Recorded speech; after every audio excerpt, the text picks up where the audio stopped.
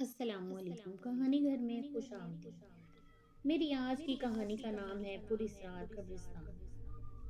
یہ 1971 کی بات ہے۔ میں اور بادشاہ خان ایک وقف شدہ مقام پر قبر کھود رہے تھے۔ یہ کوئی عشاء کی نماز کا وقت تھا۔ بادشاہ خان نیچے اتر کر کھدائی کر رہا تھا اور میں اوپر ساتھ والی قبر پر بیٹھ کر اس سے باتیں کر رہا تھا۔ اچانک مجھے کسی خاتون کی آواز میں قرآن پاک کی تلاوت سنائی دی تھی۔ وہ اس قدر دلکش، دل کی گہرائیوں میں اتر جانے والی آواز میں تلاوت کر رہی تھی کہ ایک بے خودی سی طاری ہونے لگی اور میری زبان کو ایک دم چپ لگ گئی۔ اس آواز کو بادشاہ نے بھی سن لیا تھا اور وہ بھی بے اختیار کام روکنے پر مجبور ہو گیا تھا۔ جہاں ہم قبر کھود رہے تھے، اس طرف قبرستان کے ساتھ صرف ایک اسکول تھا جو بند پڑا تھا۔ یہ آواز کسی گھرانے سے بھی آنے کا امکان نہیں تھا۔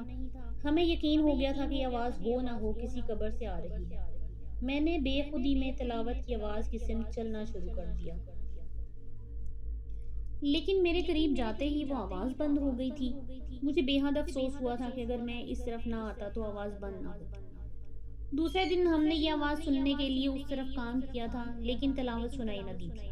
پھر ہم نے اس معاملے میں ایک قاری صاحب سے بات کی تھی تو ان کا کہنا تھا کہ تلاوت کی آواز یقیناً کسی حافظہ و قاریہ کی قبر سے آ رہی ہے۔ عبداللہ کا کہنا ہے کہ اب بھی متعدد مرتبہ خوش قسمت افراد آ کر خاتون کی آواز میں تلاوت سنائی دینے کا بتاتے رہتے ہیں۔ میں نے گڈو بھائی سے ان کی زندگی کے بھید و بھاؤ جاننے اور قبرستان آ کر یہیں کا ہو جانے سے متعلق دریافت کیا تو گڈو بھائی نے کہا میری رہائش شاہ فیصل کالونی نمبر 3 پر تھی۔ وہیں ایک پرہیزگار خاتون چاند بی بی المعروف بلی ولی خالہ کے حاجرہ آباد میں رہائش تھی۔ ان کی نیک نامی سے مجھ سمیت پورا علاقہ ہی متاثر تھا۔ پھر میں اس حد تک ان کی شخصیت کا شدائی ہوا کہ باقاعدہ ان کی خدمت کرنے لگا اور خوش قسمتی سے 6 سال ان کی خدمت کرتا رہا۔ اب سے تقریباً 13 سال قبل 14 اگست کی درمیانی شب وہ رحلت فرما گئی۔ ان کی تدفین کالونی گیٹ قبرستان میں کی گئی تو میں یہاں بھی ان سے دور نہ رہ سکا اور دن رات ان کی قبر پر صفائی ستھرائی کرنے لگا۔ ساتھ ہی ارد گرد کی قبروں کا بھی از ارادہ ہمدردی خیال رکھنے لگا۔ مجھے اس طرح کام کرتے دیکھ کر مدفون افراد کی لواحقین نے اپنے عزیز و قارب کی قبروں کی صفائی ستھرائی وغیرہ کا کام مجھے دینا شروع کر دیا اور اس کا مجھے معقول معاوضہ بھی دیا جانے لگا۔ اس طرح بی بی اماں کی خدمت نے مجھے روزگار بھی دلوا دیا اور قبروں کی خدمت کرنے کا روحانی سکون بھی مجھے میسر آ گیا۔ قبرستان میں پیش آنے والے پراسرار واقعات کے بارے میں بتاتے ہوئے گڈو بھائی نے کہا ویسے تو ہم لوگ دن رات ہی قبرستان میں رہتے ہیں اور قبروں کا وہ خوف جو باہر کے لوگوں کو لاحق رہتا ہے وہ ہم میں نہیں ہوتا، پر چند واقعات ہمیں بھی ہلا کر رکھ دیتے ہیں۔ 11 برس قبل کی بات ہے کہ میں اپنے چند دیگر دوستوں کے ساتھ حضرت شاہ عبداللہ غازی کے مزار پر حاضری دینے گیا۔ وہاں محفل سماع سجی ہوئی تھی، اسی لیے واپسی میں خاصی دیر ہو گئی اور آتے آتے رات کے 3 بج گئے۔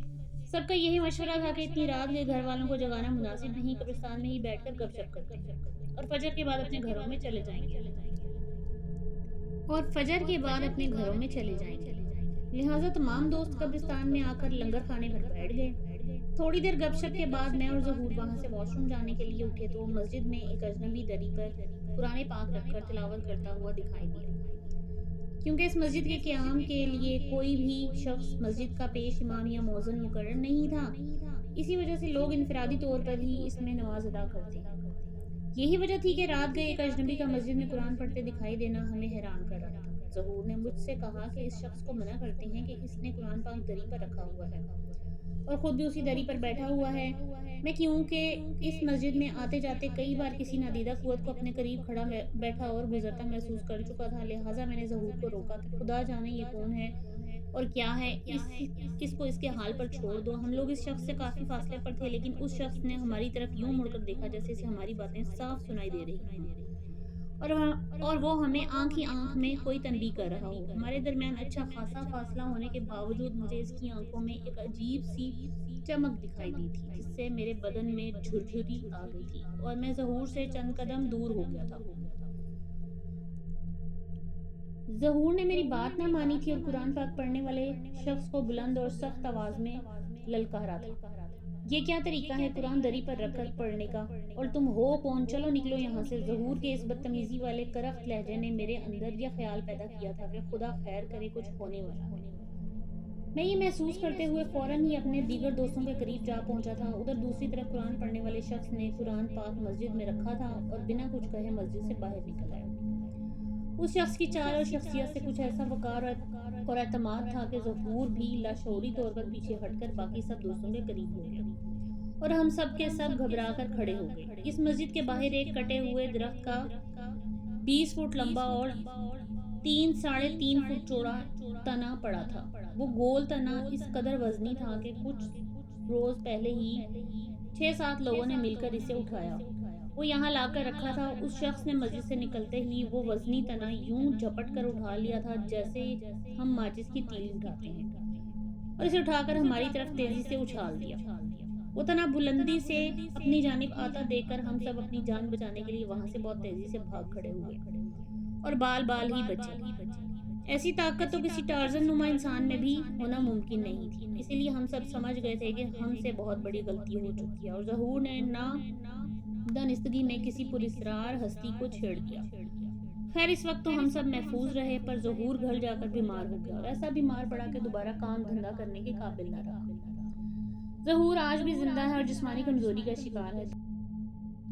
ایک اور واقعہ کچھ اس طرح سے بیان کیا جاتا ہے کہ ایک بزرگ کا قبرستان کے قریب سے گزر ہوا اور وہ مرکزی دروازے کے ساتھ لگے ہوئے بیری کے درخت کے پاس آ کھڑے ہوئے اور بہت دیر تک اسی مقام پر کھڑے رہ کر محو دعا رہے۔ واپسی پر انہوں نے اپنے حلقہ ارادت کے چند لوگوں سے کہا کہ میں جہاں کھڑا تھا اسی جگہ کو میرے رب نے میری آخری آرام گاہ بنایا۔ بزرگ اس بات کو ٹھیک 3 دن بعد رحلت فرما گئے۔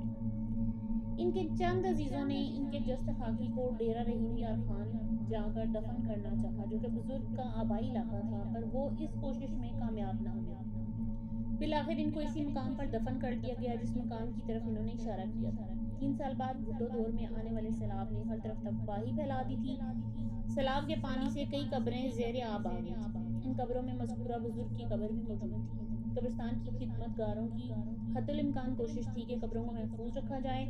اسی دوران ایک چرواہے کا دمبا اپنے ریوڑ سے بچھڑ کر مذکورہ بزرگ کی قبر کی طرف چلا گیا۔ جب چرواہا دمبے کو پکڑنے آیا تو دیکھا مرحوم بزرگ کی قبر پانی کی وجہ سے کھل گئی ہے اور ان کا کفن سینے تک ہٹا ہوا ہے۔ ہٹے ہوئے کفن سے بزرگ کی 3 سال قبل دفن کی گئی لاش بالکل تر و تازہ دکھائی دے رہی تھی۔ بزرگ کی قبر سے پانی خالی کر کے ان کے چہرے اور داڑھی کو دوبارہ سے کفن میں ڈھانک کر قبر پکی کر دی گئی۔